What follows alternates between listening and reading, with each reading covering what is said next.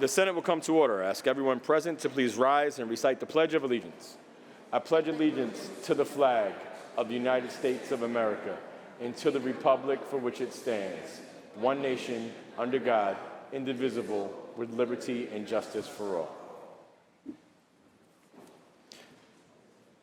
Rabbi Rachel Timoner of Congregation Beth Elohim in Brooklyn will deliver today's invocation. Rabbi?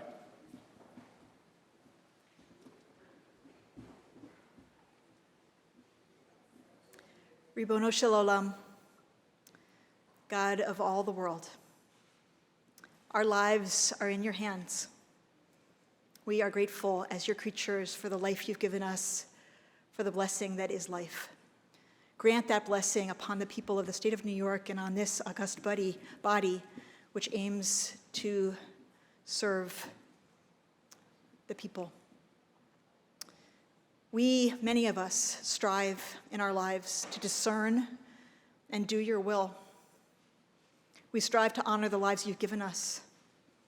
You've given us incredible ingenuity and the power to innovate in medicine, to care for human bodies and human lives, to prolong those lives, sometimes 10 years, 20 years, sometimes even 50 years, and that is such a gift and such a blessing.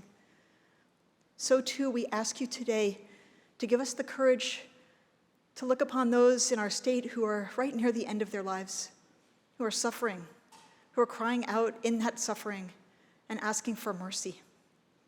We call you Harachaman, the compassionate one, the source of mercy. Help us embody your mercy as we relieve people of their suffering, as we respond to their cry, as we allow them to release their bodies and return their souls to you when they are at the very end of their lives. We ask for your courage and we ask for your mercy. As the prophet Micah said, only this do I ask of you: do justice, love mercy, and walk humbly with your God. Amen.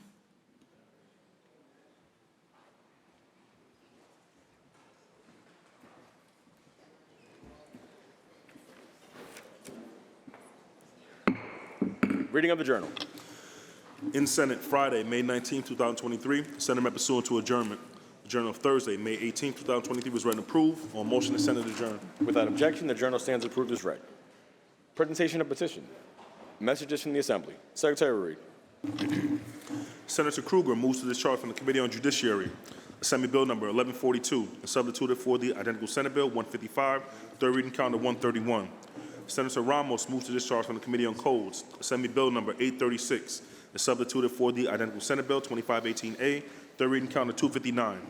Senator Mayer moves to discharge from the Committee on Housing, Construction, and Community Development Assembly Bill number 2134A and substituted for the identical Senate Bill 2294A, third reading calendar 367. Senator Mannion moves to discharge from the Committee on Corporations, Authorities, and Commissions Assembly Bill number 5518 and substituted for the identical Senate Bill 5711, third reading calendar 617. Senator Adabo moves to discharge from the Committee on Racing, Gaming, and Wagering Assembly Bill number 3528 and substituted for the identical Senate Bill 2779. A little bit of order in the House, please. Thank you. Third reading calendar 752. Senator Parker moves to discharge from the Committee on Corporation, Authorities, and Commissions Assembly Bill number 1368A and substituted for the identical Senate Bill 406A, third reading calendar 872. Senator Liu moves to discharge from the Committee on Codes Assembly Bill number 4023A and substituted for the identical Senate Bill 6088, third reading calendar 1002. So ordered. Messages from the Governor. Reports of standing committees. Reports of select committees. Communications and reports from state offices. Motions and resolutions. Senator Gianaris. Good afternoon, Mr. President. On behalf of Senator May, I wish to call up Calendar 764, Assembly 2873A, and move to reconsider the vote by which the Assembly bill was substituted for Senate Print 5621A on third reading. Secretary Reed. Calendar number 764, Assembly number 2873A by Assemblymember Kellers, enactment of the Public Officers Law. Call the roll. Adabo, Gianaris, Kruger, Ort, Sewell, Cousins, White, I-57. So ordered. The amendments are received and the bill will retain its place. Excuse me. So ordered. Now move Assembly Bill 2873A be recommitted to the Committee on Investigations and Government Operations and Senate Bill be restored to the order of third reading calendar. So ordered. Call for the following amendments. The amendments are received and the bill will retain its place in the third reading calendar. I also have amendments to the following third reading calendar bills by Senator Myrie, Calendar 462, Senator Parker, Calendar 667, Senator Kavanaugh, Calendar 746, Senator Kavanaugh, Calendar 747, Senator Prasad, Calendar 776, Senator Liu, Calendar 845, Senator Addabbo, Calendar 863, Senator Gianaris, Calendar 981, Senator Sanders, Calendar 998, Senator Parker, Calendar 237, Senator Kavanaugh, Calendar 815, and Senator Ramos, Calendar 982. Those amendments are received, and those respective bills will retain their place on the third reading calendar. Senator Gianaris. By unanimous consent, I wish to call up the following bills, which were recalled from the Assembly and are now at the desk. Senate print numbers 1873, 1733, 209, 208, and 5036. The Secretary will read. Calendar number 181, Senate Print 1873 by Senator Webb, an act to amend the executive law. Calendar number 196, Senate Print 1733 by Senator Mayer, an act to amend the education law. Calendar number 401, Senate Print 209 by Senator Clear, an act to amend the education law. Calendar number 430, Senate Print 208 by Senator Clear, an act to amend the state technology law. Calendar number 516, Senate Print 5036 by Senator May, an act to amend the education law. Vote by which these bills were passed. Call the roll. Addabbo, Gianaris, Kruger, Ort, Sewell, Cousins, White, ayes 57. Those bills are restored to their places on the third reading calendar. And now for the following amendments. The amendments are received, and those bills will retain their places on the third reading calendar. Please recognize Senator Lanza. Senator Lanza. Mr. President, amendments are offered to the following third reading calendar bills. On behalf of Senator Palumbo, calendar number 306, Senator Helming, calendar number 894. Mr. President, I now move that these bills retain their place on the third order of third reading. The amendments are received, and the bills will retain their place on the third reading calendar. Senator Gianaris.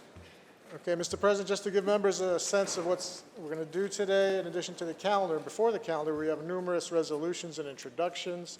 We're going to take a couple of the introductions up right away because there are people who are on a time sensitivity, but we are then going to simultaneously have rules and resolutions. So let me begin by taking the privilege of introducing someone who sat in the chair, well, not the actual chair, but at this desk for many years, who is up, a friend of Senator Kruger's, I know. They've gone back and forth throughout the years, but please welcome former Senator John DeFrancisco here back to the chamber.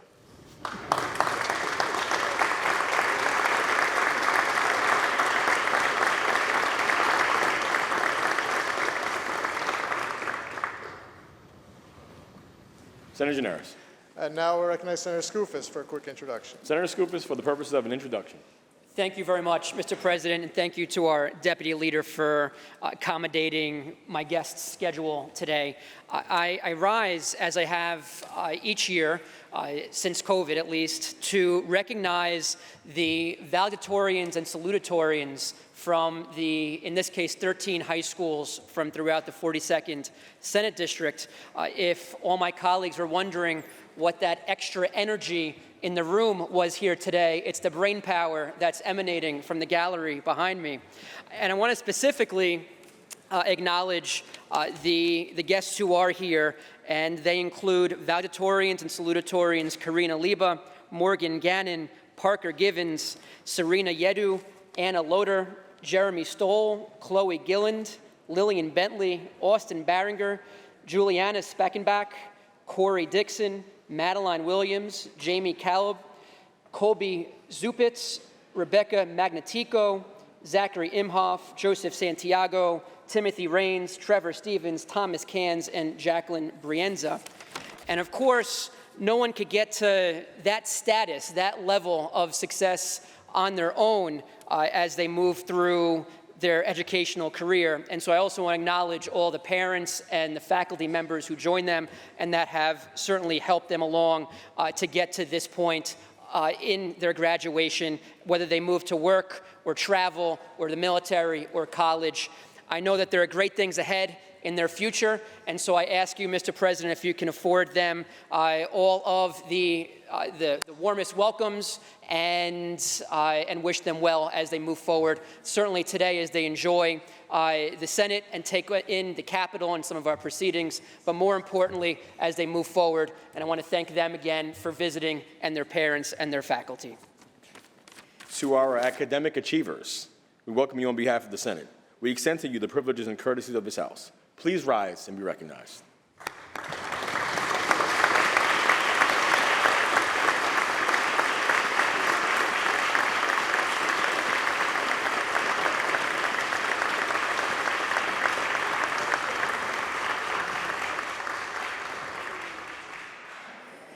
Senator Gianaris.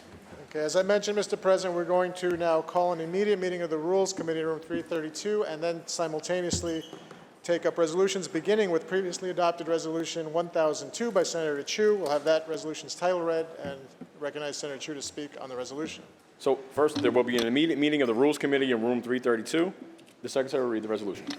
Senate Resolution 1002 by Senator Chu, memorializing Governor Kathy Hochul to proclaim May 2023 as Asian American Pacific Islander Heritage Month in the state of New York. Senator Chu on the resolution.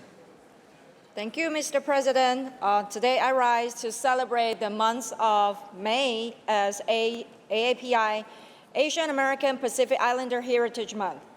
I take great pride in my own heritage, and I'm honored to represent Asian American in my district and throughout the state. Asian and Pacific Islander Americans has contributed immensely to many sectors of our life.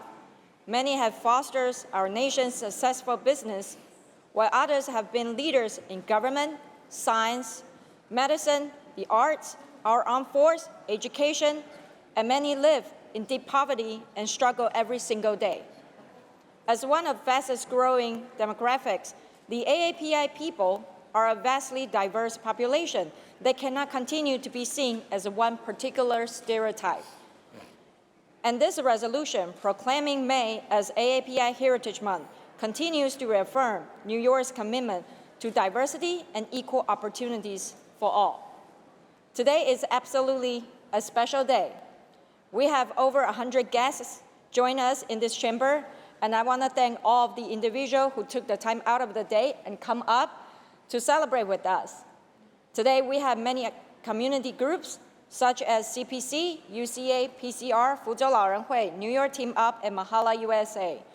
Joining them are constituents from my district, and for many of them, it is their first time in Albany.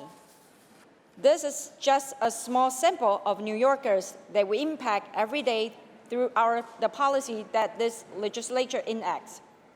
These are the faces and people that rely on this great body to work for in making the state a better and more equitable space for all. Now allow me to say a few words in their language to welcome them. 谢谢大家远道而来，我是州参议员曲怡文。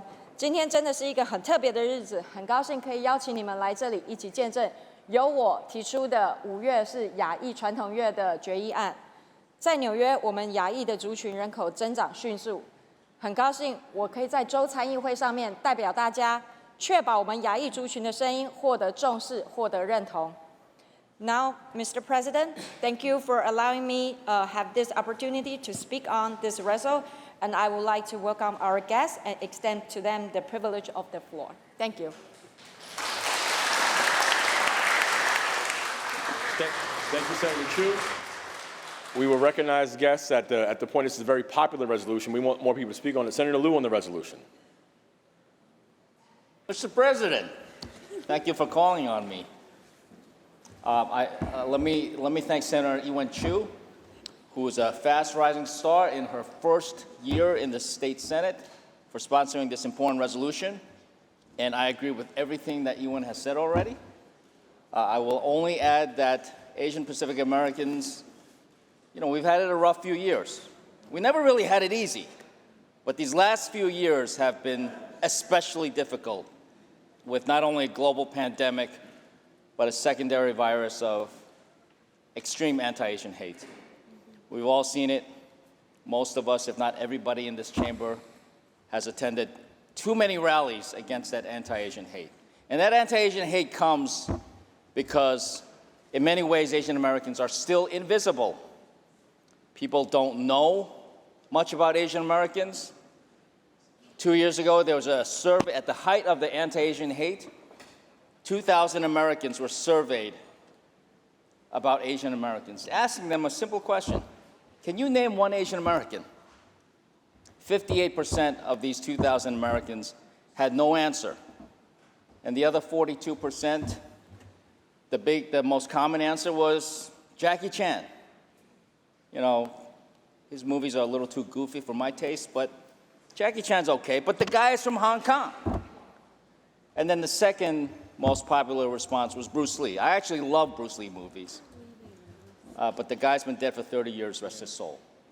The point is that Asian Americans are still too often and too extremely invisible, which is why this resolution is so important, which is why it was very meaningful that we had a celebration of Asian Pacific American Heritage Month, the month of May, today in the LOB. I thank all of our colleagues who were able to make it. Plus, the food wasn't bad, don't get me wrong.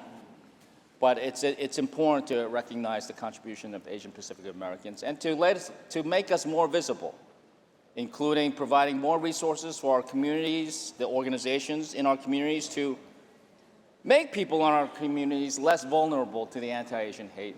I thank my colleagues and the leader for the historic $30 million allocation in the state budget this year to provide the badly needed funds for these organizations. And I also thank our leaders and our colleagues here for their consideration of a bill that would finally, at long last, include the teaching of the Asian American experience in our history and social studies classes across the state of New York. Mr. President, I proudly vote yes on this resolution. Senator Comrie on the resolution. President, I rise to vote yes on this resolution and to recognize the Asian American Pacific community and all of those that have been responsible. I just want to echo what my colleagues said, that it's important that we recognize in our state curriculum and state opportunities to educate people about all of the ethnicities within our state. And I hope that we can make sure that that bill is passed also. So I want to recognize the Sikh community who's also here. As you can see from my head wrap today, they were doing head wraps on the 3rd floor. For anybody that was interested, and I was honored to be able to have my head wrapped by distinguished members of the Sikh community today. I vote aye on the resolution. Thank you. Senator Gennardis on the resolution. Thank you, Mr. President. I too rise to pay tribute to the incredible and rich diversity of New York's AAPI community. I want to thank Senator Chu for the resolution. I echo fully her comments as well as Senator Liu's comments. The Asian American community is the fastest growing community in the borough that I call home, the borough of Brooklyn. In the last decade, we saw that population in Brooklyn increase by 40%, making it the fastest growing group in the largest, would be one of the largest cities in this country. And as many of my colleagues have already said, for far too many of us, that community is still invisible. Even though they live alongside us, they live in our neighborhoods, ride our trains, operate our stores, go to school with our kids. And there's a reason why for many of us they are invisible, and that's because for a long time we have ignored their stories, we have ignored their experiences, and not just because of COVID and not just because of the wave of Asian hate, but going back for decades, there are centuries. The history of exclusion and hatred and bigotry towards Asian Americans is longstanding in this country. But it's resolutions like this that we often do on the floor where we have a moment to call attention to groups that have historically been marginalized or forgotten and say to them that we have not forgotten and we will not forget you and that we will do better by you and by your communities, which is why funding like the $30 million AAPI equity budget is so critically important and why it's been a significant win in this legislature over the last couple of years to fund the groups and the programs that help provide services to these communities. I thank so many of the friends that I recognize here from Brooklyn from joining us here today. I hope you enjoy your time here in the Capitol, and we look forward to continuing to work with you and alongside you and the communities that you serve and represent so we can make sure that all New Yorkers, regardless of where they come from or when they came here, can truly live here with dignity and respect. And with that, Mr. President, I proudly vote aye. Senator Ryan on the resolution. Thank you, Mr. President. Thank you, Senator Chu, for bringing this important resolution. I rise today to recognize AAPI Heritage Month. I spent part of the weekend at the Buffalo Niagara Heritage Village celebrating the Asian American Pacific Island Heritage celebration. And it was a great day out in Amherst. And we had people representing communities from Myanmar, Bangladesh, China, India, so many other countries. And the fastest growing population in Buffalo, New York right now are Asian Americans. We had the first increase in our census in both the city and the county in over 30 years. And if you dug into those numbers, the new Americans coming into Western New York are coming from Asia. The people coming in are quickly integrating into the school districts, entering leadership positions, opening businesses. So I had a great time yesterday at the festival, and I look forward to more festivals. But really, we're very happy in New York with the changes we've been making, especially with the money we put aside this year for the AAPI hate crimes. We all know we've seen a rise of hate crime aimed specifically at Asians, and this money is going to be helpful. It's going to be disseminated all around New York State. So thank you again, Senator Chu, for bringing this important resolution, and I proudly vote in the affirmative. Senator Thomas on the resolution. Thank you, Mr. President. I want to start off by saying ditto to everything my colleagues have already said. Thank you to Senator Chu and the OG, Senator Liu, for everything that he has done as one of the first Asian Americans to come up in politics, from New York City as a city council member to comptroller and now to state senate. We stand on your shoulders, and the glass ceiling that we are breaking now is because of everything that you've done in the past decade or so. We are one of the fastest growing communities here in New York, and we are no longer sitting by and allowing us to be called the model minority. Our numbers here have actually increased in the legislature. I still remember back in 2019 when Senator Liu and I were the first Asian Americans to set foot in this chamber. And now we are joined by Senator Chu and Senator Cooney, and we will have more in this chamber going forward, because we are a community that wants to do good in New York, and we want to make New York better. And we've been able to do that through other professions, like, we have so many doctors, then engineers, IT professionals, and now we are in politics to make sure that our constituents have a better life. And I thank my colleagues for showing up today at our annual festivities on the third floor of the LOB, and we're going to continue to do that. And we're going to grow in numbers. And thank you for bringing this resolution. And thank you to all the guests that showed up today as well. I vote in the affirmative. Thank you. Senator Martins on the resolution. Thank you, Mr. President. I, too, rise to support the resolution and thank the sponsor for having brought it to the floor. I think we all join together today in opposing hate in all forms. And as we celebrate Asian American and Pacific Islander heritage here in New York State, we stand together in opposing hate as it's been manifested against Asian Americans and Pacific Islanders, and we've seen it in our community. Just last week, I had the privilege of having Senator Liu in my district for a forum that was organized in Great Neck in one of our parks by 2 high school students that brought the community together to discuss just this issue. So whether it's Great Neck in Nassau County or Manhasset or Jericho or Syosset or Plainview or New Hyde Park, Mr. President, the Asian community is not only growing, it's an integral part of our local communities, and the success that they have had is something that we should all stand, frankly, and acknowledge. But it's just beyond words. I think we have a responsibility here on the floor of the Senate to make sure that as we go forward and we discuss issues like standards, goals, anti-Asian hate, we have to make sure that the policies that we support here on the floor actually honor the words that we also have here and that are included in this resolution.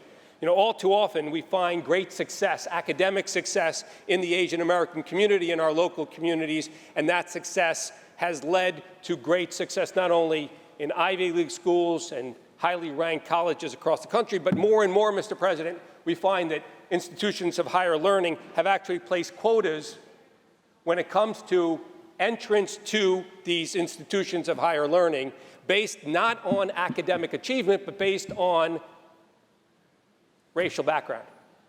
Mr. President, I would argue that there's no place for that anywhere in this country, certainly not in this chamber or in this state. And as long as we stand together, both sides of the aisle, against such policies, I think we send a clear message to the Asian American community throughout New York State that, yes, if you work hard, if your children work hard, if they achieve academically, they can go anywhere they want in the country without fear that someone's going to put an artificial restraint on their ability to succeed, Mr. President. I think that's what we're called on to do. Policies like that, based on achievement and not based on race or singling out any single group.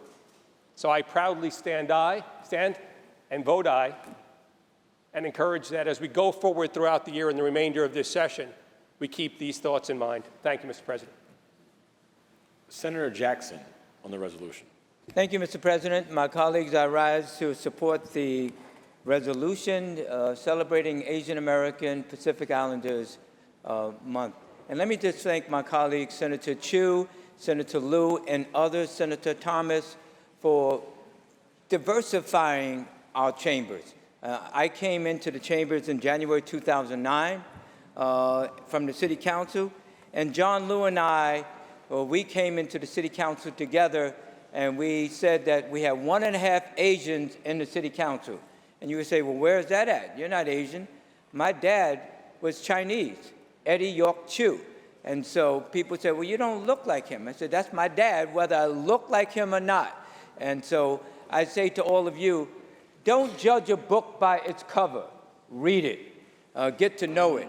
And thus, if you know about the Asian Americans, Pacific Islanders, as my colleagues have said, this is the growing population in New York City metropolitan area, and people that are working hard in order to ensure that their families are successful, their kids get a good education, and that's what life is about. So to my colleagues and all of the visitors, let me say this to you. Congratulations, Senator Chu, Senator Lewis, Kevin Thomas, and all others involved in this resolution. I vote aye. While our guests had to depart, unfortunately, we would like to take a moment to recognize them, so please rise and recognize our guests in absentia.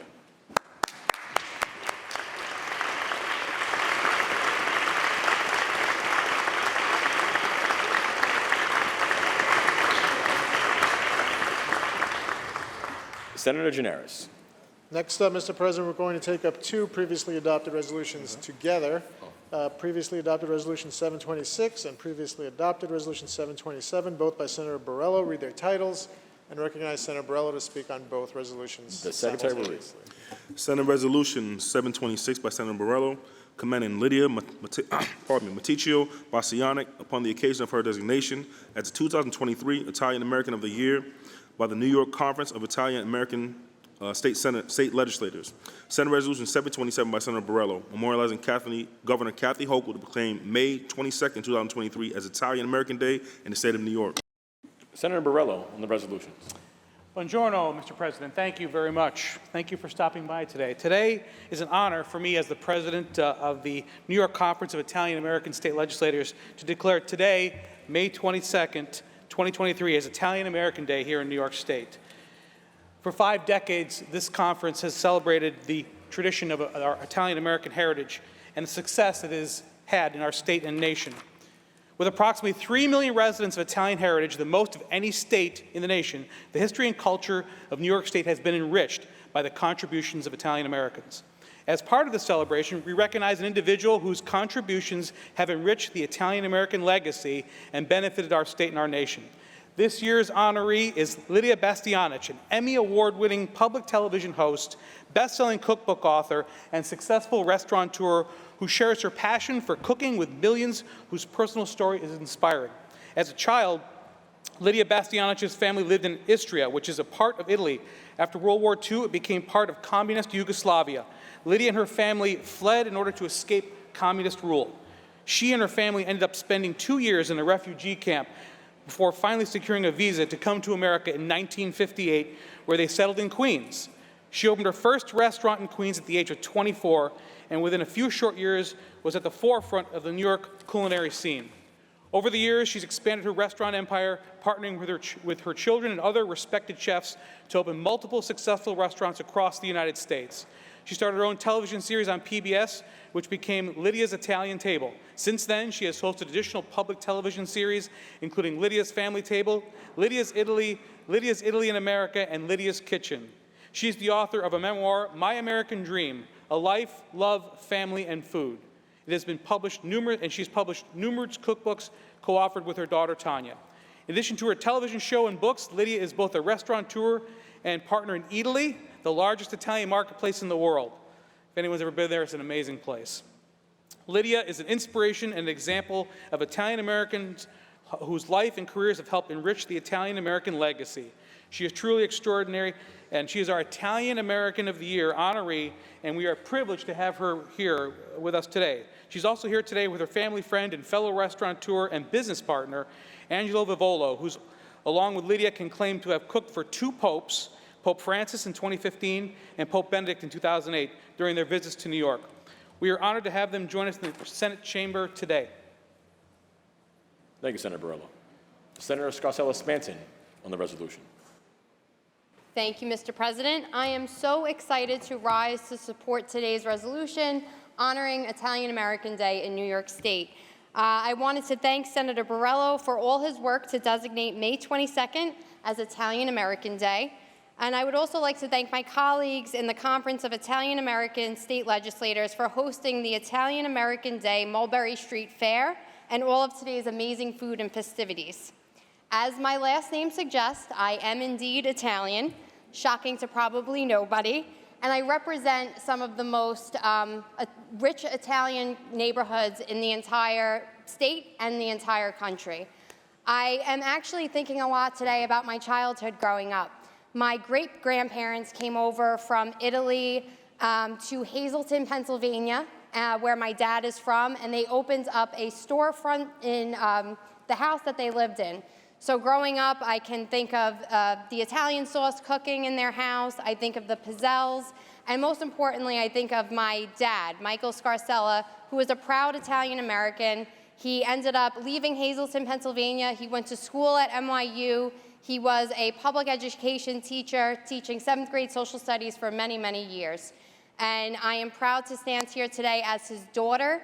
And I just want to say thank you for this resolution, and I proudly vote aye. Thank you. Senator Harcum on the resolution. Thank you very much, Mr. President. First, I want to thank Senator Borrello for this resolution and for hosting all of the festivities today. Like many of us, I've met a lot of people in this career of public service, met presidents, I've met U.S. senators, I've met governors, and my daughters have always been very jaded. But when I sent my daughters a selfie I took with Lydia today, I was suddenly cool and relevant again. So I thank you for that, and we honor you. It's great to see you. Why is the guy with the waspy last name standing for an Italian-American heritage resolution? Well, my grandmother, Michelina Gattuso, came from Sicily right after World War I. And she came to this country and with her family, with nothing. They came because of the poverty and the famine after World War I, and they came and they got here, and she found work as a seamstress down in the garment district at age 16. And then in the Depression, they lived together as one. All the large extended families came together, and that's how they got by. And the other thing I want to add, I want to thank Senator Hsu for her resolution, because my life partner is Korean, and very similar circumstances. She was born shortly after the Korean War in great famine and great poverty, and eventually found her way to the United States seeking opportunity as well. So the theme is we all come from somewhere. 3 of my 4 grandparents are immigrants, and it's that spirit and energy and hard work and ethos that constantly reignites the passion of what it means to be an American, what our economy can achieve. And so I'm proud to vote aye on both of the resolutions because this is really the heart of who New York is. Thank you, Mr. President. We're going to go back to Senator Borrello. Thank you, Mr. President. It's a big day here, and the conference is, the Italian American Conference is very proud to have others in here today. We have, as part of our program, we raise money to provide scholarships. We have 4 winners that were taken from across New York State. 3 of them are over in the Assembly, but I'm proud to say that one is here today, and actually from my district. Jack DeRose is a senior at Olean High School. He's earned a high school honor roll throughout his high school career and received the Scholar Athlete Award for his achievements in varsity basketball and cross-country team. He volunteers in the community at St. John's Church Yearly Italian Festival, at the Coaches vs. Cancer, and Golf to Fight Cancer fundraisers, the Olean Warming House Soup Kitchen, and the Salvation Army. And although it's not a requirement to be an Italian-American, I'm proud to say Jack is a 4th-generation Italian-American. He'll be attending St. Bonaventure University in the fall, majoring in business and finance. He's here with his parents, Mike and Melissa DeRose, and his grandparents, Richard and Susan Law, and Rita DeRose. I'd like to extend their warm congratulations to them as well. And also, in addition to that, we have another distinguished group here. It is the Lieutenant Detective Joseph Petrosino Association in America. Here with us is Bob Fonte, the president, Joseph Scalza, the honorary chairman, Carol Dioria, the honorary chairwoman, Anthony Bonomo, Ronnie Stern, and John Schneiderwin. So thank you all for being here. Thank you, Senator Borrello. Senator Matera on the resolution. Thank you, Mr. President.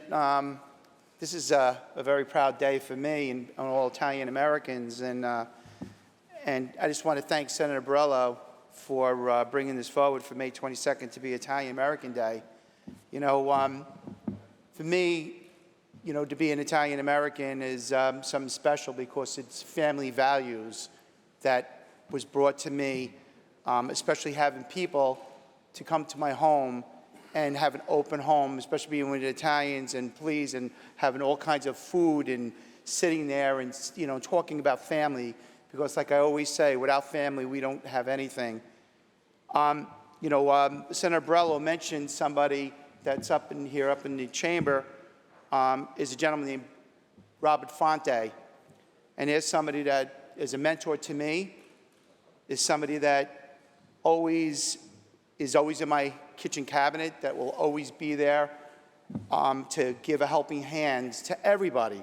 And that's what I was brought up to make sure I was going there to be given a helping hand, and even as being a union leader, and to make sure that there's jobs for people. It is the biggest high in my life to help people, and I know that was brought out from me being an Italian American.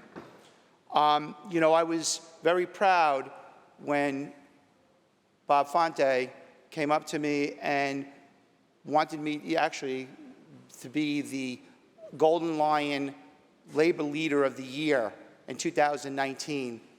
And it was something that was very special for my family to be there to witness such a beautiful event. And I will just never, ever forget that. And I thank you, Bob, for always being there. You know, and something that's proud also, too, is Columbus Day Parade. I make sure that it's something special that my family, that we are there to make sure that we are walking in the Columbus Day Parade. I'm very proud in 1937, our president, Franklin Delano Roosevelt, came forward to make it a national holiday, Columbus Day. And for all Italian Americans, it means a lot. And one thing I want to mention is that my wife, Terry, Lydia, I got to say, was so happy when I showed her the photo of you and I together. She goes, please tell her I have every one of her cookbooks. And I married the German-Irish girl.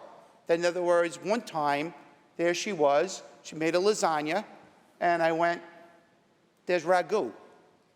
I go, that's store-bought. Come on, we definitely got to fix this. And I got to tell you something. One thing that my beautiful wife, Terry, being the German-Irish background, I got to say one thing. She's an amazing, amazing cook. And one thing I got to say, Lydia, is from your recipes. So it's just great to be here today. This is a very, very important day to all Italian Americans. And Mr. President, I am proud to be voting yes on this resolution for Italian American Day. Thank you. To all of our guests today, we welcome you on behalf of the Senate. We extend to you all of the privileges and courtesies of this House.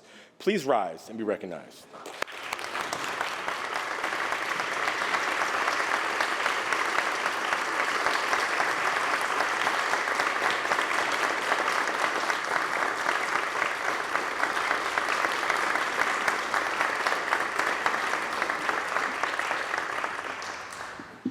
These resolutions were previously adopted on April 18th, and to go back to previous resolution 1002 by Senator Chu, that was previously adopted on May 16th.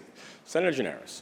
Next up is previously adopted Resolution 732 by Senator Prasad. Please read its title and recognize Senator Prasad. Secretary Reed. Senate Resolution 732 by Senator Prasad, memorializing Governor Kathy Hochul to proclaim May 22nd through 28th, 2023 as Period Poverty Awareness Week in the state of New York. Senator Prasad on the resolution. Thank you, Mr. President. Period Poverty Awareness Week is May 22nd through 28th. And on this floor, I want to make sure everyone understands the importance of having a conversation about period poverty. The Alliance for Period Supplies created Period Poverty Awareness Week to draw attention to the issue of period poverty and the negative impact that it has on people who menstruate. Period poverty can be defined as a lack of access to menstrual products, education, hygiene facilities, and the list goes on. According to the Global Collective, menstrual health is a state of complete physical, mental, and social well-being, and not merely the absence of infertility. Yes. Sorry, everybody looked up and said. Nearly half of the world's population will experience menstruation at some point. A little bit of order, excuse me, Senator Prasad. A little bit of order, please. Thank you. Thank you, Senator Prasad. Thank you. Nearly half of the world's population will experience menstruation at some point, proving that period poverty is a global issue that is constantly affecting people. People in the United States and around the world are affected by period poverty, but certain populations are affected at a disproportionate level. Internationally, people who menstruate or who have low or no income are most likely to face period poverty. In the United States, homeless people, low-income people, and some people who are imprisoned. And a few years ago, we fought on this floor to ensure that our prison population has access to menstrual products. Think about it.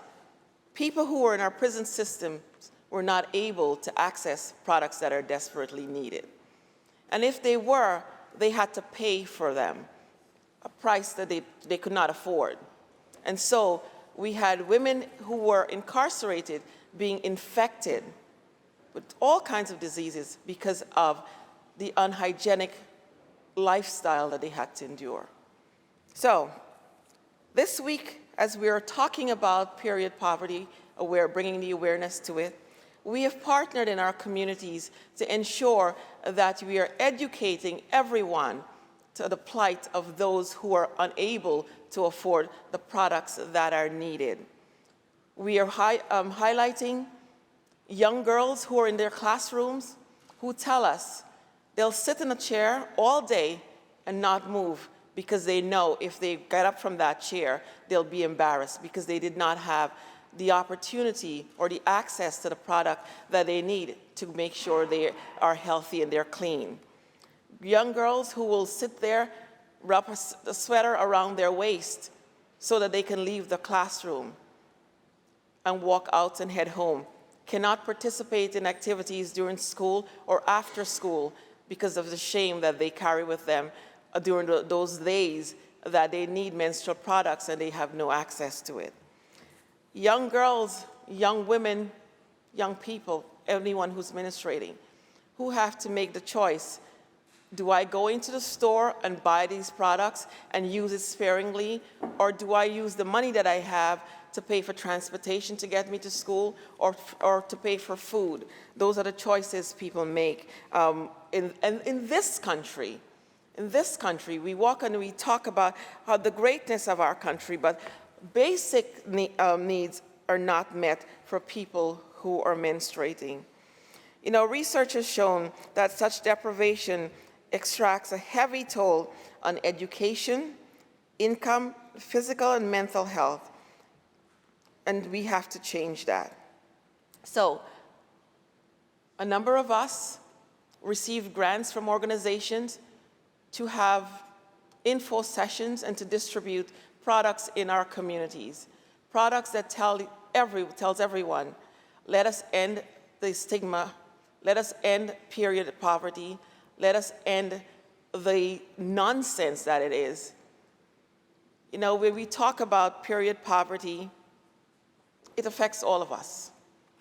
Every person in this room, every person across our communities has someone in their household, someone who's a friend, someone, a relative, who needs these products. Let's have those open conversations so that it's easy access to the products. We are going to be distributing in our community products this weekend, multiple days this week, and then we're also hosting a webinar. Some of my colleagues will be on that webinar, where we'll be highlighting the injustices that people who menstruate face on a daily basis, just for the multiple days that they need to endure, again, without having the products. So I encourage all of you to join the conversation. Join us on our webinar. You don't have to come and speak. Just listen. Listen to the stories of particularly young girls, and see, how do you feel after you hear their story? How do you feel? How would you feel if you're in a store? I was in one of my pharmacies one day, and a young woman came in with an older woman who happened to be her advisor in school, because she wanted some period products. And she's explaining to her that she couldn't afford it. So the teacher brought her into the pharmacy and told her, go ahead, buy it. So we happened to be in the store having this conversation. Say, go ahead, I'll buy it for you. And she's like, are you sure? A young girl should not have to go through that. Let's have that open conversation, and let's make it all of our responsibility to ensure that these products are available and accessible to everyone who is in need. So to my colleagues, again, please join us in the conversation so that we can end period poverty, not just across our state of New York, but across the entire country. And let's have the world looking at us and saying, yes, it is our collective responsibility to end this madness of period poverty across the world. So to all of my colleagues, again, I implore you, join us in this fight. Join us in this fight. It's not just a fight that women should take on, it's a fight that everyone should take on, because it affects our entire community. So join us. Mr. President, I vote aye. Thank you. Thank you, Senator Prasad. Senator Webb on the resolution. Thank you, Mr. President. I rise to lend my support to this important resolution. I want to thank Senator Prasad for her continued leadership on many issues, but on this issue in particular, as pertains to the resolution proclaiming May 22nd to the 28th as Period Poverty Awareness Week in the state of New York. I think it is important, and as Senator Prasad already alluded to, that we continue to raise awareness on this bodily function, because there are so many stigmas still to this day around it. And in fact, those stigmas are being discussed as potential policies from the standpoint of banning conversations about periods. There was an article lifting up in Florida. They are discussing banning periods, a bill potentially being coined as "Don't Say Period." And so I find that to be ironic, because some of the sentiments around it is that it makes people uncomfortable to talk about it. And periods are actually uncomfortable to experience for anyone who's ever experienced it. And at the same time, we as a state, as a country, as a community, we have to become comfortable and committed to ensuring that people have dignity, but also remove barriers to have access to this important resource. As has been said, it impacts women and girls across our state in great numbers, and I just want to share some very quick highlights in terms of statistics on women and girls who are impacted by period poverty. In New York, 1 in 6 women and girls between the ages of 12 and 44 live below the federal poverty line. Menstrual products are not covered under Medicaid, although in New York, 15% of Medicaid recipients are women of reproductive age, ages 15 to 49, and 46% of all births in New York are to mothers receiving Medicaid benefits. 1 in 3 low-income women miss work, school, and outings due to a lack of period supplies. 1 in 4 teens in the U.S. miss class due to lack of access to period supplies in New York, and 65% of female students in grades 7 through 12 who attend public schools are also impacted by this. As I said before, and as Senator Prasad eloquently alluded to, period supplies are a necessity, and they should not, in this year or any year, be a barrier as it pertains to having access.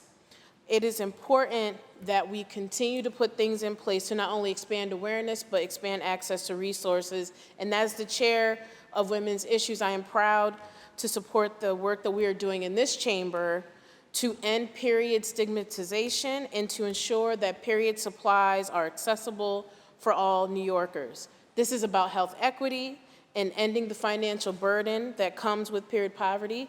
I proudly vote aye, and again, I want to thank Senator Prasad for her work on this important resolution and this effort. Thank you. Thank you, Senator Webb. The resolution was previously adopted on April 18th. Senator Gianaris. Now previously adopted Resolution 992 by Senator Hinchey. Read that resolution's title and recognize Senator Hinchey. The Secretary will read. Senate Resolution 992 by Senator Hinchey, memorializing Governor Kathy Hochul to proclaim September 24th through October 1st, 2023 as Frontotemporal Degeneration Awareness Week in the state of New York. Senator Hinchey on the resolution. Thank you, Mr. President. The fight to bring FTD to the forefront of public awareness and to our policy discussions in the state legislature is a personal one to me. As many of you know, my father passed away in 2017 from primary progressive aphasia and Parkinsonian syndrome, 2 portions of FTD, or frontotemporal degeneration. Our story started with a misdiagnosis and an unrelenting partner in my mother who wouldn't quit until we found answers. She and I together became primary and secondary caregivers, 2 roles that we never thought we would take on. And I have to mention, it's an honor that this resolution is coming to the floor today, as today marks 46 years since the day my parents met. Another member of this body who lost a loved one to FTD is Senator Cooney, who has spoken on this resolution before, and he lost his mother, Ann Cooney, to this insidious disease. Anyone who has watched a family member suffer through this degenerative brain disease understands the heartbreak, the frustration of misdiagnosis, the challenge of finding affordable long-term care, even just long-term care, and the need for quality information to help people prepare for every stage of this disease. For those who aren't familiar, FTD is actually the most common form of dementia for people under the age of 60, and yet it's one of the least understood.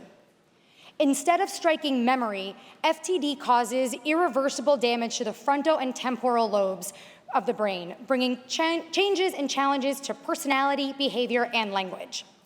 Because most doctors aren't familiar with FTD, this disease is often misdiagnosed as Alzheimer's or often even a mental illness. On average, it takes nearly 4 years to get a person an accurate diagnosis. Usually striking people in their 40s to 60s, this disease represents roughly 5 to 15% of all dementia cases, and it is estimated to affect between 50,000 and 60,000 people in the United States today. FTD's economic burden is also twice as much as Alzheimer's, causing serious hardship for families who often have to take on a caregiving role and leaving the workforce at a time when they're really earning probably the most amount of money in those peak earning years. One of the reasons we don't have hard facts on this is because we do not track the data.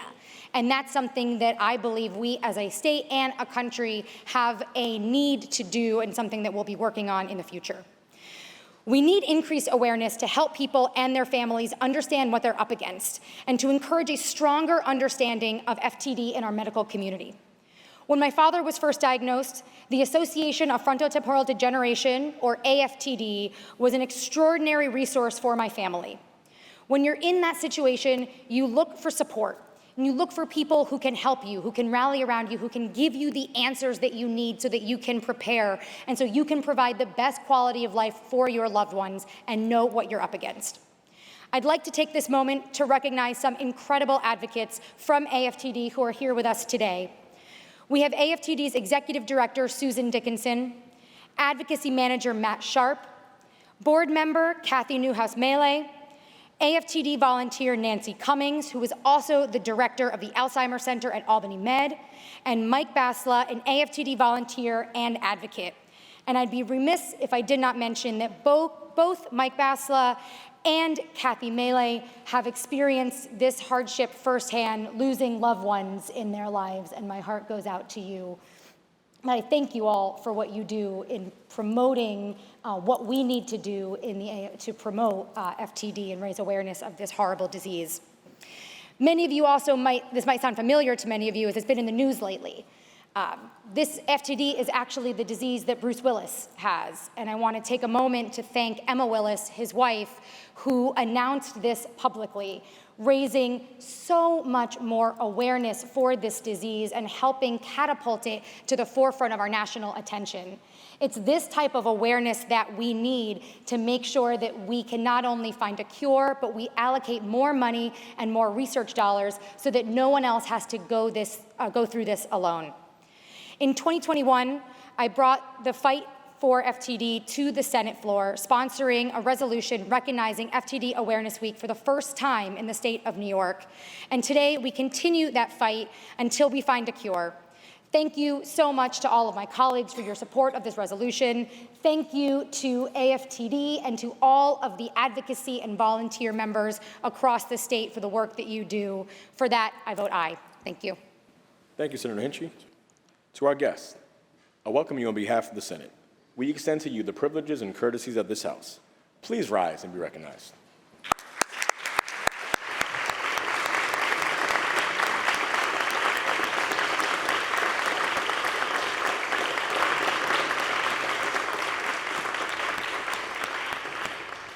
That resolution was previously adopted on May 16th. Senator Gianaris. Mr. President, all of the sponsors of today's resolutions would like them open for co-sponsorship. These resolutions are open for co-sponsorship. Should you choose not to be a co-sponsor, please notify the desk. Senator Gianaris. Now please recognize Senator Helming for a quick introduction. Senator Helming for the purposes of an introduction. Mr. President, it is my privilege to introduce and welcome the Finger Lakes Community College men's volleyball team to our state capitol and the Senate chamber. Welcome and thank you so much for your patience today. I know it's been a long day, starting with that early bus ride. In their first season of existence, the Lakers won the inaugural National Junior College Athletic Association National Invitational Championship. I think it would be fair to say, as far as volleyball debuts go, this team killed it. This incredible group of young men had a storybook season. After losing to the Monroe College Mustangs of New Rochelle twice during the regular season and going into the championship game as a third seed, the Lakers could have easily seen themselves as the underdogs and given up. But that's not at all what they did. What they did is they learned from those losses. They studied tapes, they adjusted their play, their game plans, they worked hard preparing for their next opportunity.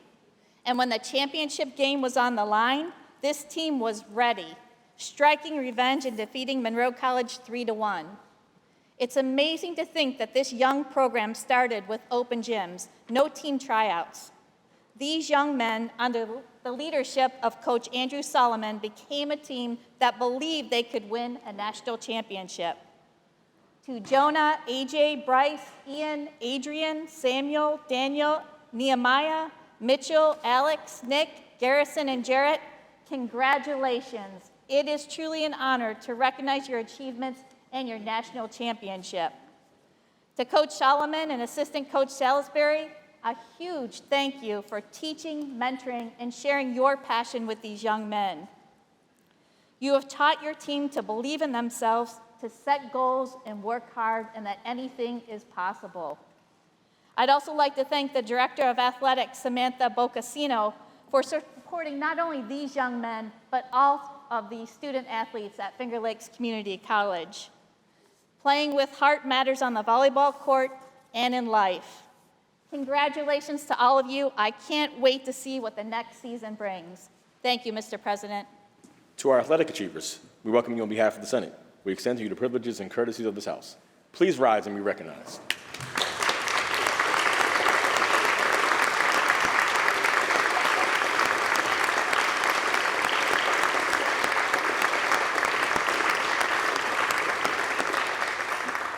Senator Gianaris. Now please recognize Senator Kennedy for an introduction. Senator Kennedy, for the purposes of an introduction.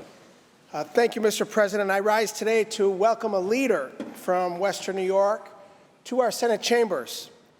Joining us today, we have Thomas Kim, President and CEO of the Community Action Organization of Western New York. Thomas Kim has more than 30 years of experience serving in leadership positions in nonprofits, government, and the private sector.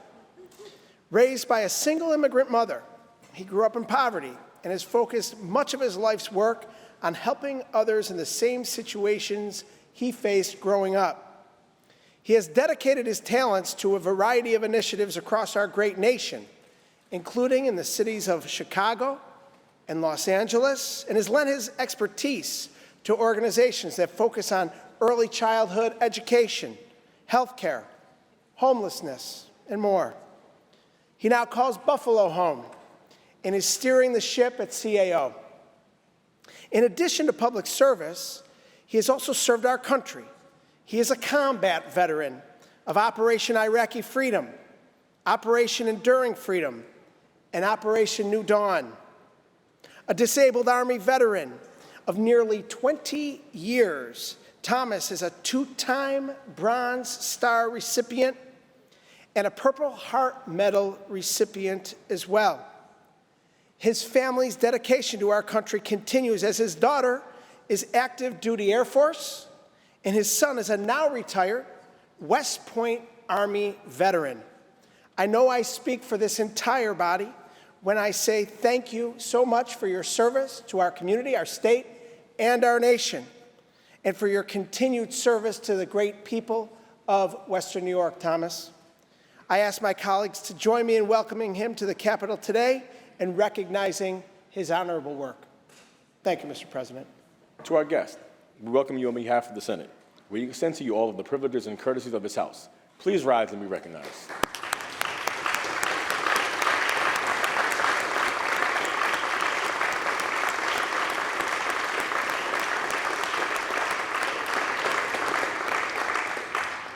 Senator Gianaris.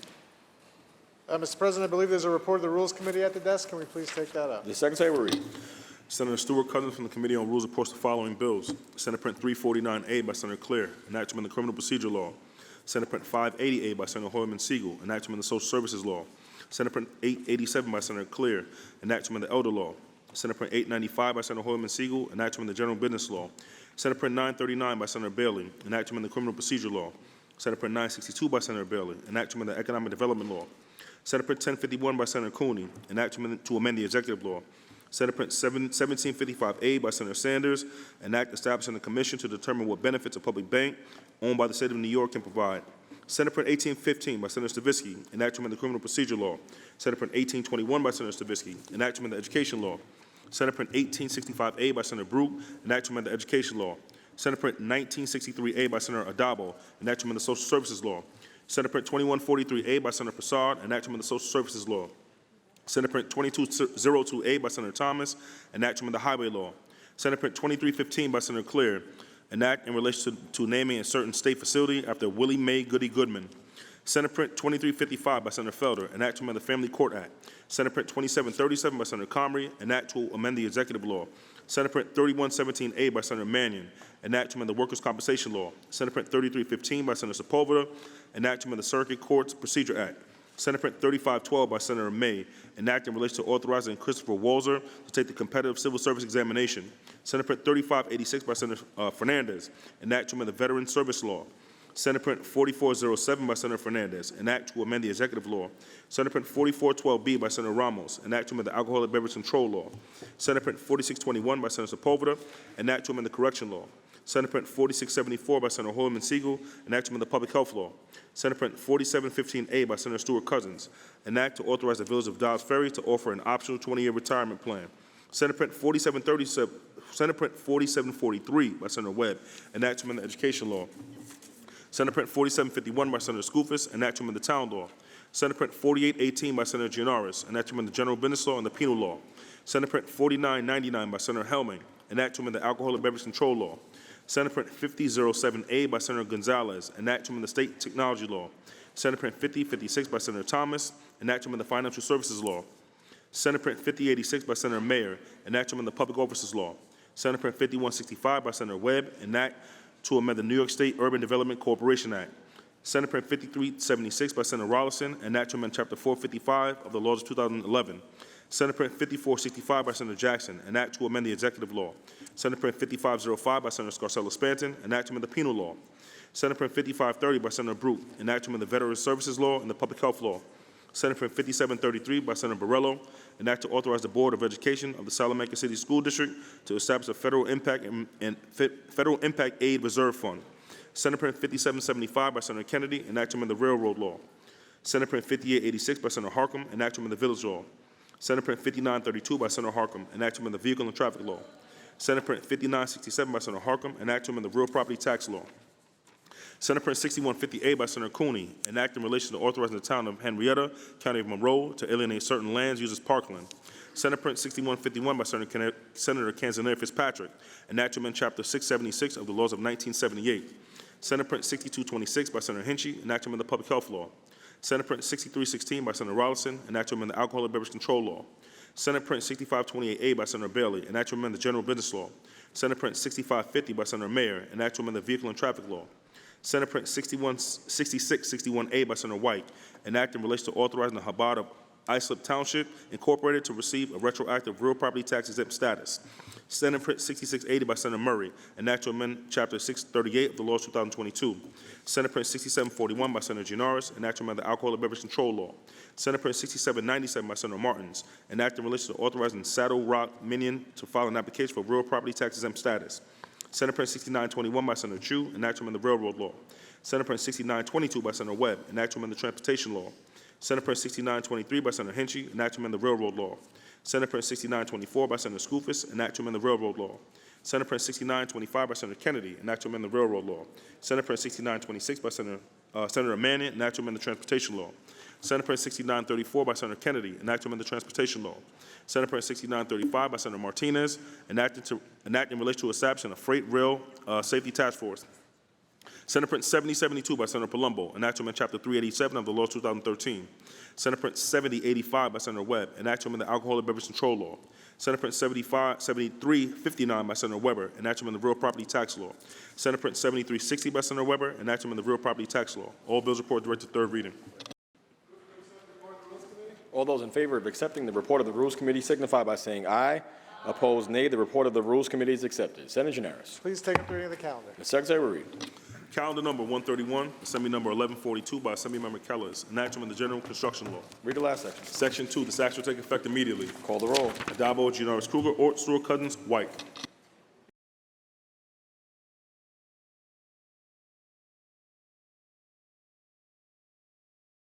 Senator Kruger to explain her vote. Thank you, Mr. President. I want to thank everyone who's voting for this bill, and to say frankly for those who aren't, I don't get it.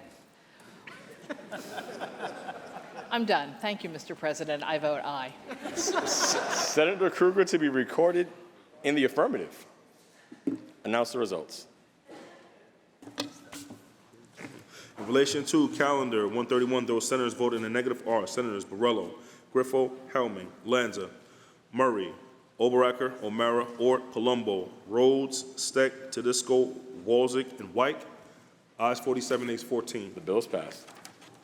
Calendar number 174, Senate Print 636A by Senator Comrie, an act on the Business Corporation Law and the Limited Liability Company Law. Read the last section. Section 3, this act to take effect 2 years after it shall become a law. Call the roll. Addabbo, Giannaris Kruger, Ort, Stewart Cousins, White.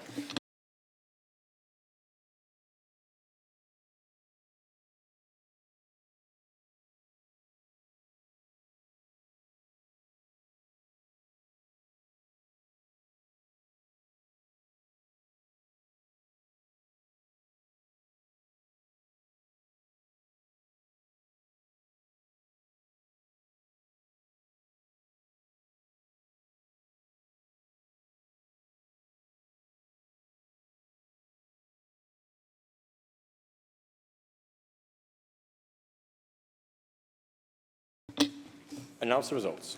In relation to calendar 174, those senators voted in the negative are Senators Ashby, Barillo, Gallivan, Griffo, Helming, Lanza, Martins, Matera, Murray, Oberacker, O'Mara, Ort, Palumbo, Rhodes, Rollison, Scarcella Spanton, Steck, Tedisco, Walzick, Weber, and White. Ayes 41, nays 20. The bill is passed.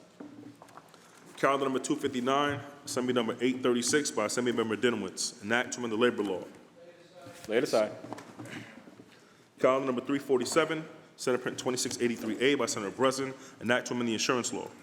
Read the last section. Section 2, this act shall take effect on the 90th day, it shall become a law. Call the roll. Addabbo, Giannaris Kruger, Ort, Stewart Cousins, White. Announce the results. In relation to calendar 347, voted in the negative, Senator Rhodes. Ayes 60, nays 1. The bill is passed. Calendar number 355, Senate Print 4278 by Senator Parker, an act to amend the agriculture and markets law. Read the last section. Section 9, this act shall take effect on the 90th day, it shall become a law. Call the roll. Addabbo, Giannaris Kruger, Ort, Stewart Cousins, White. Announce the results. Ayes 61. The bill is passed. Calendar number 367, Assembly number 2134A by Assemblymember Dinowitz, an act to amend the multiple residence law and the multiple dwelling law. Read the last section. Section 3, this act to take effect on the 90th day, it shall become a law. Call the roll. Addabbo, Giannaris Kruger, Ort, Stewart Cousins, White.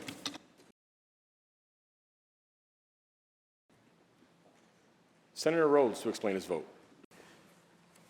Yes, thank you, Mr. President. I certainly thank Senator Mayer for sponsoring the bill, and the bill is incredibly well-intentioned. As a first responder myself, the information that would be provided is valuable information that would give us some insight as to who the occupants are in the building, so that we can make an accurate check that all residents are accounted for and all persons inside the building are accounted for. The one concern, however, and hopefully if this bill does pass, it's something that can be revisited, is that you're putting the obligation on the building owners to maintain this information. You're giving residents the ability to opt out of providing it, but you are creating potential liability for those owners or with respect to the accuracy of the information that's maintained. So for example, they may be able to get information off of the lease as to who the leaseholder is, but they may not have a full listing of all the occupants of an individual apartment, for example, if there are children, if there are people visiting.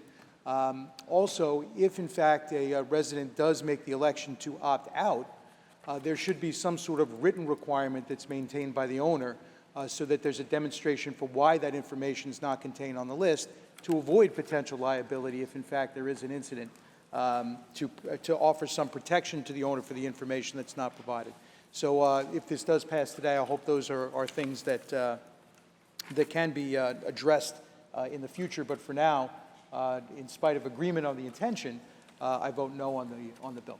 Senator Rhodes will be recorded in the negative. Announce the results. In relation to calendar 367, those senators voted in the negative are Senators Ashby, Gallivan, Griffo, Lanza, Martins, Matera, Murray, Oberacker, O'Mara, Ort, Palumbo, Steck, Tedisco, Walzick, Weber, and White. Also, Senator Barillo. Ayes 44, nays 17. The bill is passed. Calendar number 420, Senate Print 205 by Senator Claire, an act to amend the banking law. Lay it aside. Calendar number 436, Senate Print 485A by Senator Comrie, an act to amend the public authorities law. Read the last section. Section 2, this act take effect January 1st, 2024. Call the roll. Addabbo, Giannaris Kruger, Ort, Stewart Cousins, White. Announce the results. Ayes 61. The bill is passed. Calendar number 515, Senate Print 3473A by Senator Stavisky, an act to amend the education law. Read the last section. Section 3, this act shall take effect immediately. Call the roll. Adabo, Gianaris Kruger, Ort, Stewart Cousins, White. Senator Stavisky to explain her vote. Yes, thank you, Mr. President. Very briefly, this goes back many, many years. It is not directed at any of the trustees currently serving or have served, frankly, in the last few years. I vote aye. Thank you, Mr. President. Senator Stavisky to be recorded in the affirmative. Announce the results. Ayes 61. The bill is passed. Calendar number 536, Senate Print 143 by Senator Gianaris, an act to amend the tax law. Read the last section. Section 3, this act shall take effect immediately. Call the roll. Adabo, Gianaris Kruger, Ort, Stewart Cousins, White. Senator Martins to explain his vote. Thank you. You know, when this debate, Mr. President, was raging throughout the country, and there was this effort on the behalf of the president to forgive student loans, we talked about what the impact would be in New York. And I understand, and I will be voting yes on this bill. I'm just lamenting the fact that, you know, for those people who paid for their way through college, perhaps working 2 or 3 jobs, we don't actually include tax credits for them to offset the cost of their higher education. The idea that somehow we forgive interest or we forgive, you know, the payment of taxes that would otherwise accrue as a result of the federal government forgiving student loans, but forget that there are people who actually paid their way through college and not giving them credit for that payment seems wrong. And so although I will be voting yes, I do wish that there was an element here that provided for those who actually worked their way through, give them a credit, and allowed for them to actually have a benefit and not just have to pay for their higher education through post-tax monies that they had actually earned. Thank you.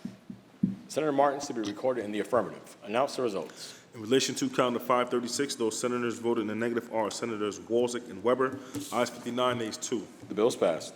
Calendar number 562, Senate Print 40 by Senator Gallivan, an act to amend the executive law. Read the last section. Section 2, this act take effect on the 1st of November.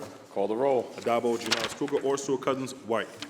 Announce the results. Ayes 61. The bill is passed.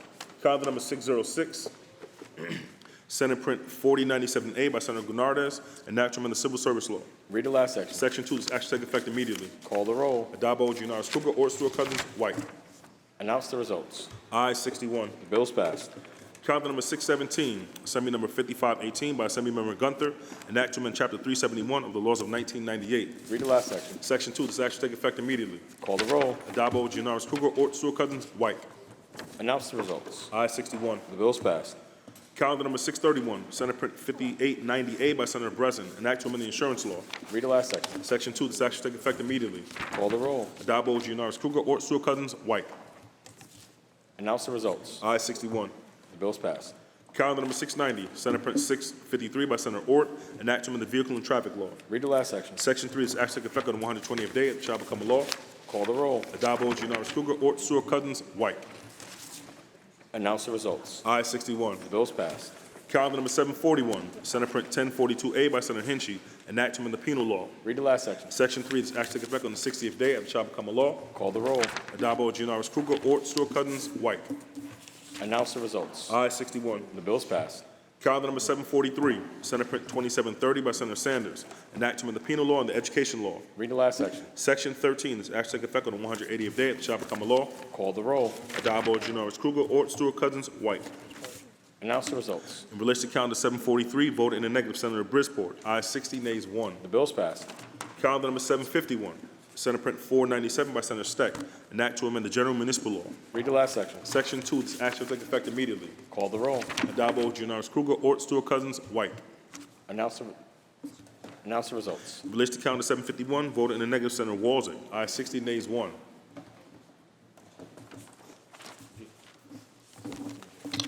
Excuse me, also Senator Martinez. Ayes 59, nays 2. The bill is passed. Calendar number 752, Assembly number 3528 by Assemblymember Pretlow, an act to amend the racing, parimutuel wagering, and breeding law. Read the last section. Section 2, this act shall take effect immediately. Call the roll. Adabo, Gianaris Kruger, Ort, Stewart Cousins, White.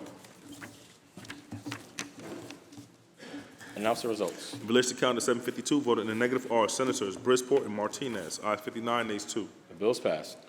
Calendar number 759, Senate Print 5757 by Senator Scarcella Spanton. An act to amend the executive law. Read the last section. Section 2, this act take effect on the 120th day and shall become a law. Call the roll. Adabo, Giannaris Kruger, Ort, Stewart Cousins, White. Senator Scarcella Spanton to explain her vote. Thank you, Mr. President, and thank you for my colleagues for all your support in helping to pass this bill. We all know that disasters can strike unexpectedly, leaving devastating impacts on our communities.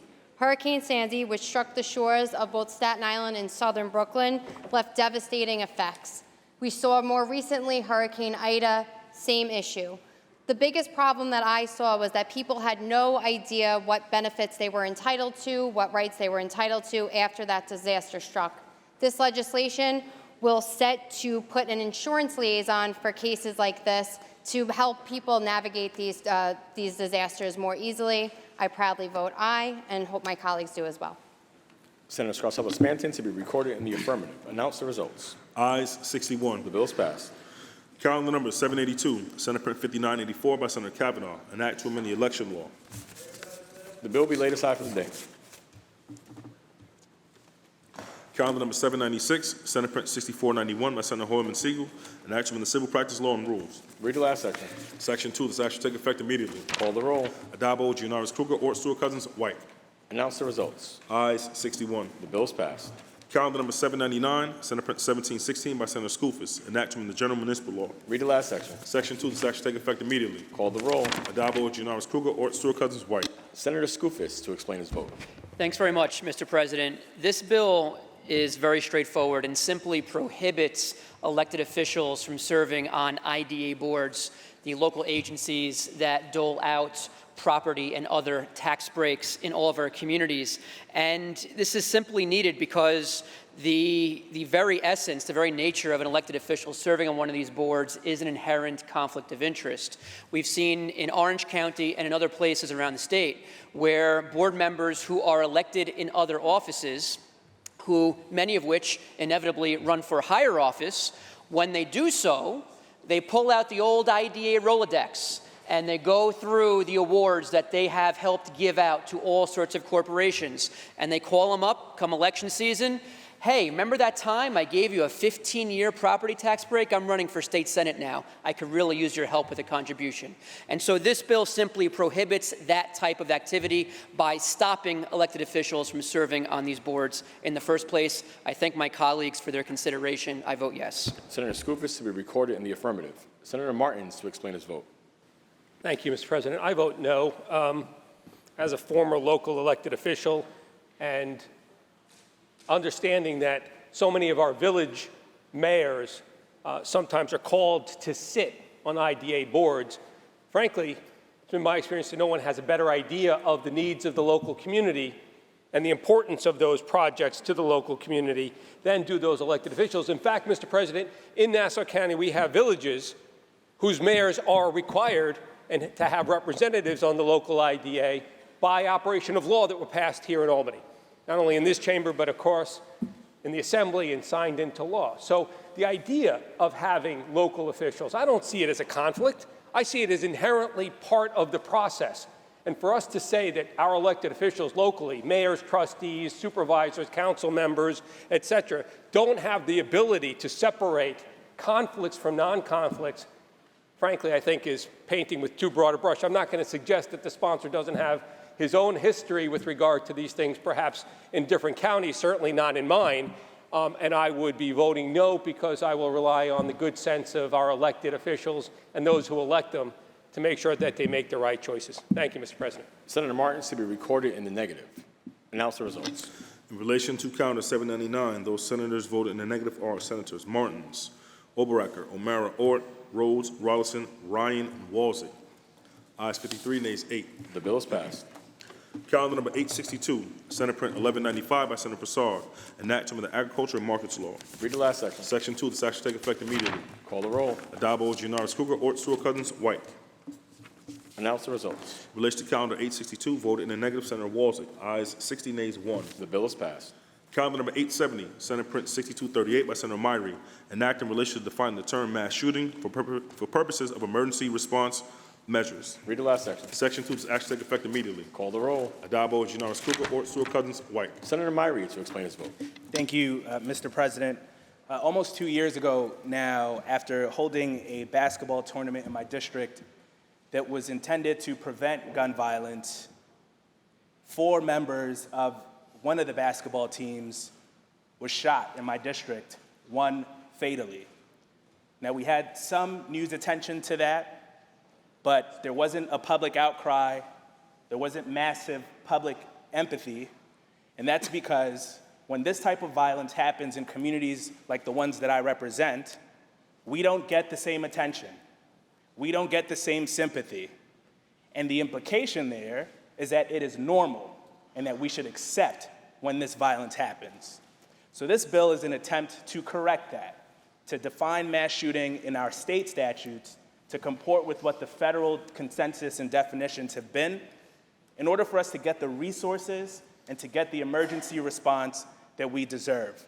So I want to thank Assemblymember Monique Chandler Waterman and the community leaders who came up with the idea for this bill, and I proudly vote in the affirmative. Thank you.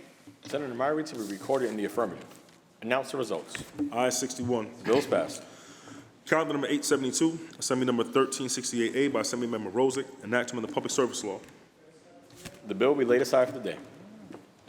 Calendar number 983, Senate Print 4175 by Senator Kennedy, an act to amend the executive law. Read the last section. Section 3, this act shall take effect immediately. Call the roll. Addabbo, Giannaris Kruger, Ort, Stewart-Cousins, White. Senator Kennedy to explain his vote. Thank you, Mr. President. We know severe winter storms are nothing new here in New York, especially out in Buffalo and Western New York, where I represent. This past winter, one of the worst storms in our region's history hit us. Blizzard of proportions that I in my lifetime have never seen, and many in their lifetimes had never seen in our community. Zero visibility, 70 plus, upwards of 80 mile per hour winds, snow coming down to the tune of several feet over the course of a couple of days. 47 individuals lost their lives. What should have been a joyful Christmas holiday weekend ended up being something else entirely. The legislation we're passing here today will add extreme winter weather to the definition of a disaster and will require municipalities to incorporate these winter weather events when drawing up their comprehensive emergency management plans. We must ensure that communities all across New York are prepared in advance for storms like these, because if we wait until they happen, it's already too late. Details are missed, decisions are rushed. We need a game plan in place before these weather events are even forecasted. A comprehensive vision for how to handle evacuation plans, sheltering in place, the creation of community warming centers, transportation challenges. The list is endless, and we need it all planned out well in advance. Without that vision ahead of time, an extreme winter weather event becomes 10 times more dangerous in the moment, because we're sent scrambling when we should be executing a clear plan. I'm proud we're moving this legislation forward today because I firmly believe it has the potential to save lives when these storms wreak havoc in the future. I want to thank our great Majority Leader, Andrea Stewart-Cousins, for prioritizing this, and I thank my colleagues for recognizing the importance for communities all across the great state of New York. Thank you, Mr. President. I vote aye. Senator Kennedy to be recorded in the affirmative. Announce the results. Ayes 61. The bill is passed. Calendar number 989, Senate Print 1198 by Senator Rivera, enactment of the Public Health Law. Read the last section. Section 2, this act shall take effect immediately. Call the roll. Addabbo, Giannaris Kruger, Ort, Stewart-Cousins, White. Announce the results. Ayes 61. The bill is passed. Calendar number 992, Senate Print 1068 by Senator Borrello, enactment of the Not-for-Profit Corporation Law. Read the last section. Section 2, this act shall take effect immediately. Call the roll. Addabbo, Giannaris Kruger, Ort, Stewart-Cousins, White. Announce the results. In relation to calendar 992, voted in the negative, Senator Skoufis. Ayes 60, nays 1. The bill is passed. Calendar number 994, Senate Print 6746 by Senator Ryan, an act to amend the Public Authorities Law and the Not-for-Profit Corporation Law. Read the last section. Section 6, this act takes effect on the 90th day, it shall become a law. Call the roll. Addabbo, Janoris Kruger, Ort, Stewart Cousins, White.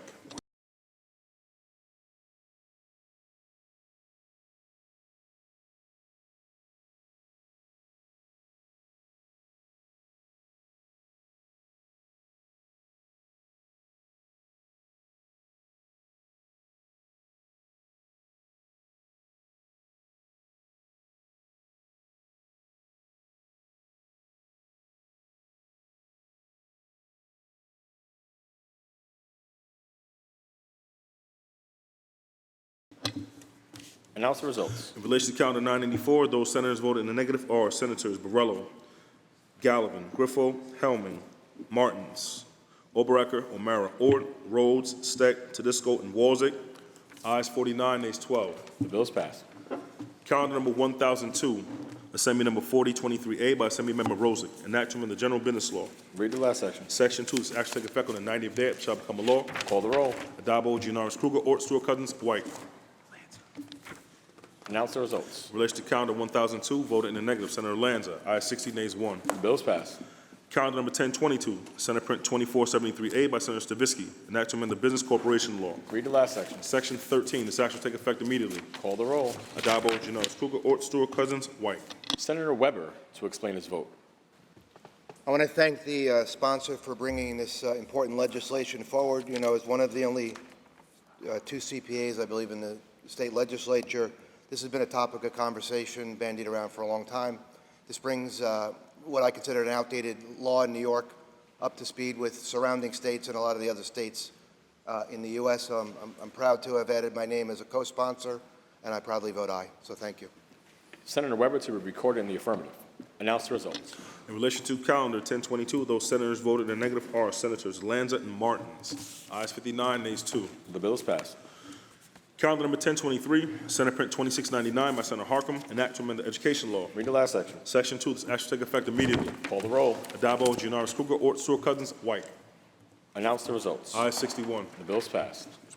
Calendar number 1026, Senate Print 3284 by Senator Sanders, an act to amend the Executive Law. Read the last section. Section 2, this act shall take effect immediately. Call the roll. Addabbo, Janoris Kruger, Ort, Stewart Cousins, White. Senator Scarcella Spanton to explain her vote. Thank you, Mr. President, and thank you to my colleague, Senator Sanders, for working on this important legislation, which will establish September 22nd of each year as Veterans Suicide Awareness and Remembrance Day.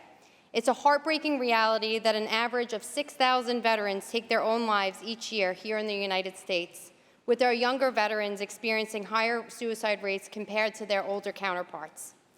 Each day in the U.S., about 22 veterans tragically take their own lives, highlighting the urgency of addressing the mental health crisis within this community. This commemoration is not only about remembering those veterans who took their own lives, but also about taking meaningful action in addressing the mental health crisis among our veteran population. By raising awareness around this issue, facing our nation's heroes, we can lessen the stigma around surrounding suicide and provide support to our at-risk veterans. Establishing this day in New York will serve as a symbol and honor the brave veterans who served our nation only to tragically take their own lives upon returning home. I proudly vote aye, and this is an important piece of legislation to me, and I encourage my colleagues to do the same. And again, thanks, Senator Sanders. Senator Scarcella Spanton to be recorded in the affirmative. Announce the results. Ayes 61. The bill is passed. Calendar number 1029, Senate Print 4071 by Senator Salazar, an act to amend the Correction Law. Read the last section. Section 2, this act shall take effect on the 30th day, it shall become a law. Call the roll. Addabbo, Janoris Kruger, Ort, Stewart Cousins, White. Senator Salazar to explain her vote. Thank you, Mr. President. Incarcerated individuals are often transferred from one correctional facility to another without notice beforehand to the individual or to their loved ones. And an incarcerated person is typically separated from the facility's general population for a few days before being transferred for security reasons and then is transported to their new facility. But because incarcerated individuals are separated and securely locked down before a transfer, they are currently unable to contact loved ones to let them know that they will no longer be at their current facility. And without that contact from an incarcerated loved one, there is no way for the family to know that their loved one is being transferred. This has resulted in confusion and distress, as well as time and financial costs lost for families who might have spent hours driving to a prison to visit their loved one just to be turned away upon arrival because the individual has been transferred to a new facility without their knowledge. Current DOC's practice only allows an individual to phone home after the transfer is completed. This bill would simply allow individuals to call their loved ones immediately prior to being transferred, so that, and it would also require an electronic notice of their transfer to be sent to their individual's next of kin in case they miss that opportunity. And this bill would really just relieve totally unnecessary stress for incarcerated individuals and their families and make the transition to a new facility go more smoothly. And I'm proud to vote aye. Thank you, Mr. President. Senator Salazar to be recorded in the affirmative. Announce the results. In relation to calendar 1029, those senators voted in the negative are Senators Ashby, Borrello, Gallivan, Griffo, Hellman, Martins, Matera, Murray, Oberacker, O'Mara, Ort, Palumbo, Rhodes, Rollison, Steck, Tedisco, Walzek, Weber, and White. Ayes 42, nays 19. The bill is passed. Calendar number 1032, Senate Print 5131 by Senator Webb, an act to amend the Retirement and Social Security Law. Read the last section. Section 8, this act to take effect on the 180th day of the Chapel Common Law. Call the roll. Adabo, Gianaris Cougar, Ort, Sewell Cousins, White. Senator Webb to explain her vote. Thank you, Mr. President. I rise to explain my vote. Domestic violence is very pervasive, not only in our state, but also in our country. And domestic abusers should not be able to collect pension benefits from their victims. Under current law, a retiree has no ability to mend their beneficiary post-retirement, even under circumstances where the beneficiary has been convicted of a domestic violence-related offense against the retiree.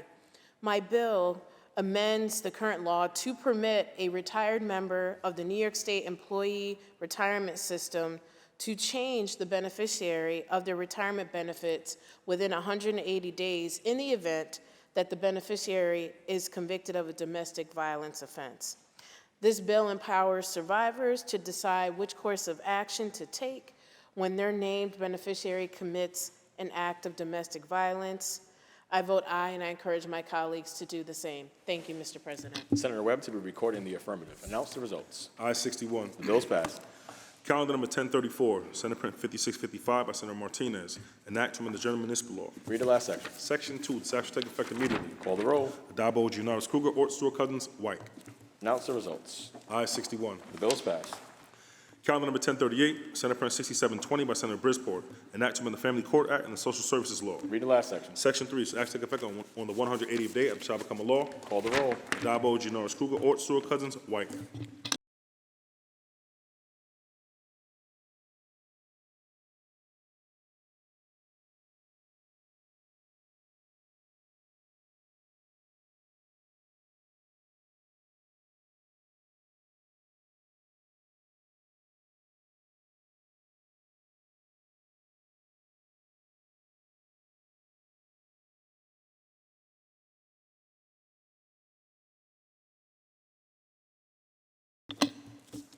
Announce the results.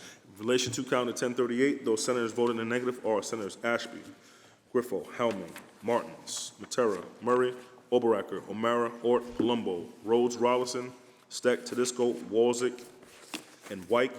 Ayes 45, nays 16. The bill is passed. Senator Gianaris, that completes the reading of today's calendar.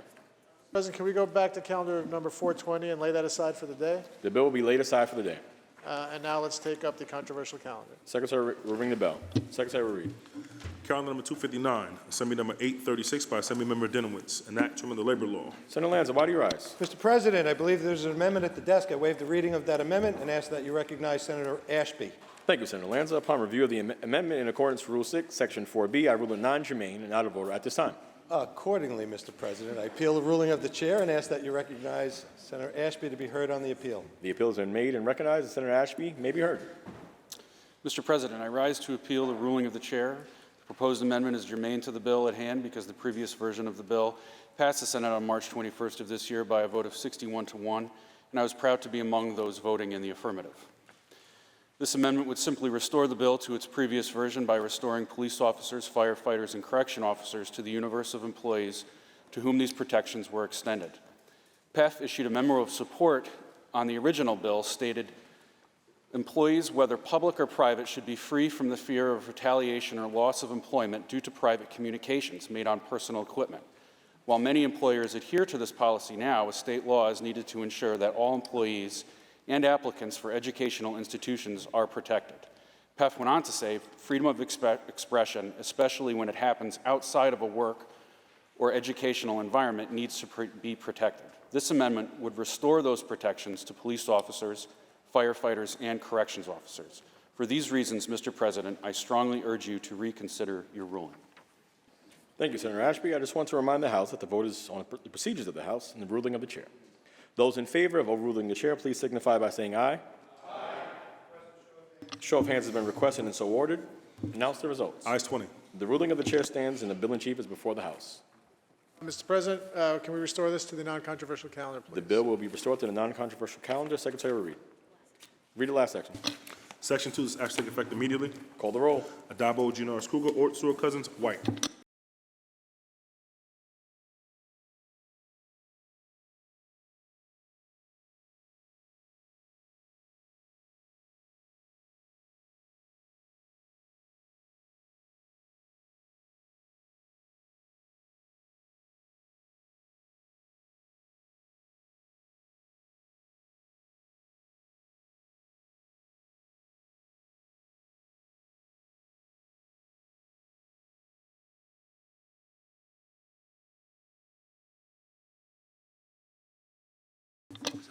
Announce the results. In relation to calendar 259, those senators voted in the negative are Senators Ashby, Borrello, Gallivan, Griffo, Helming, Martins, Matera, Oberacker, O'Mara, Ort, Palumbo, Rhodes, Rollison, Steck, Tedisco, Walzick, Webbert, and White. Ayes 43, nays 18. The bill is passed. Senator Gianaris, that completes the reading of today's calendar. Is there any further business at the desk? There is no further business at the desk. Move to adjourn until tomorrow, Tuesday, May 23rd at 3 p.m. On motion, the Senate stands adjourned until Tuesday, May 23rd at 3 p.m.